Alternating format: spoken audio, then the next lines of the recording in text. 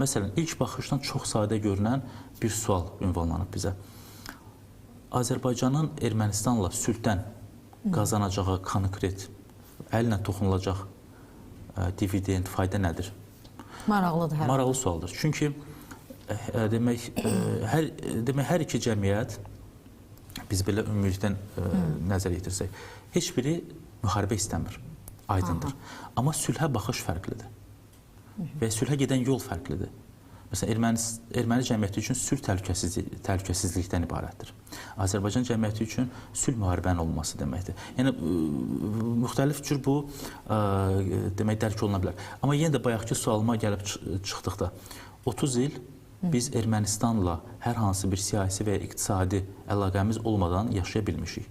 Bəs bundan sonra bizə nəyə görə Ermənistanla hansısa diplomatik və ya iqtisadi münasibətlər lazımdır? Və belə görünür ki, bax, bizə ünvanlanan sualları mən icmalı şəklində qeyd eləsəm, ermənilərə bax, bu normallaşma daha çox lazımdır. Sərhədlərin açılması, nəqliyyat demək, layihələri, Ermənistanın dünyaya çıxışı, blokadadan canını qurtarmaq baxımından, Rusiyadan təsirini azaltmaq baxımından. Bəs Azərbaycanın xeyri nədir burada?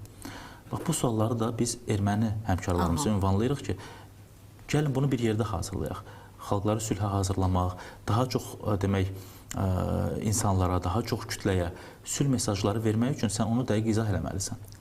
Ona görə də bax, bizim yəqin ki, Azərbaycan daxilində də sizin kimi media qurumları ilə, vətəndaş cəmiyyətləri ilə, sadə insanlarla söhbətlərimiz davam edəcək. Amma bunun üçün özümüz də gərək öyrənək.